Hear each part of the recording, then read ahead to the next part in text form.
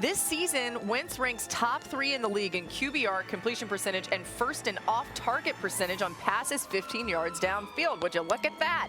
On the other side, the Titans defense has allowed the second highest QBR on those same passes. Only the Lions have been worse than that. Mina, we heard Yates say earlier in the show that Julio Jones is out of this game for the Titans due to the hamstring injury. How does that impact this from the Colts standpoint? Laura, it is massive. Normally, playing this Titans offense is a little like being in a horror movie. The killer comes into the house. You can either go to the attic, you're probably going to die, or the basement. You're probably going to die. Going to the basement is allocating extra defenders to try to stop Derrick Henry, or you got to pick your poison and accept that you're going to get beat by the play-action pass down the field. Now, with Julio out, I'm thinking Indianapolis can focus more on stopping Derrick Henry, and they'll have extra help on A.J. Brown downfield. To me, this is the kind of absence that can really change the tenor of this entire game, because it is typically so challenging when it comes to figuring out how to stop this Tennessee offense. Listen, Mina mentioned, horror films and killers. The one thing that people in my culture do, and Marcus would know this, is we don't call horror films by their name, right?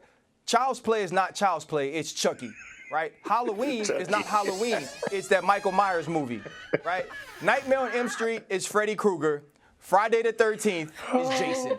And so when you're playing a team like the Tennessee Titans and the Indianapolis Colts, if they were horror films, they would be called Derrick Henry. If the Indianapolis Colts were a horror film, it would be Jonathan Taylor. And those are the two most important people to me in this game. If they can run the football, that opens up the play-action pass. And we've seen how good Ryan Tannehill could be after Derrick Henry gets rolling. And the same thing with Carson Wentz this season when Jonathan Taylor is moving the football on the ground. So I'm excited to see which defense steps up. Is it the Tennessee Titans in their front that is much improved that can stop Jonathan Taylor and the Indianapolis Colts, or is it the other way around with the Darius Leonard-led defense of the Indianapolis Colts that can hit Derrick Henry? Either way it goes, this is where the horror film starts. And like I said, we do not call them by the name of the movie. You call it by the name of the killer.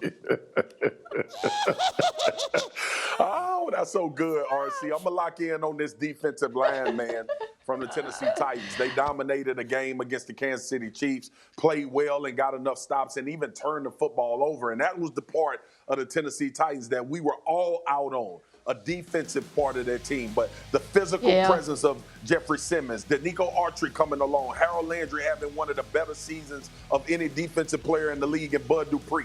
That unit alone can cause havoc in this game. If they take care of the run, I want to see Carson Wentz when he's under pressure. I want to see Carson Wentz and if he can deliver. That should be the mindset for the Tennessee Titans. Make Carson Wentz win this game. Commit to stopping Jonathan Taylor, and I think they can do that without bringing extra guys unless the formation dictates it.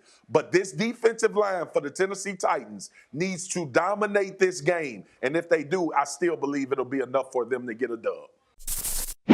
Thanks for watching ESPN on YouTube. For live streaming sports and premium content, subscribe to ESPN+.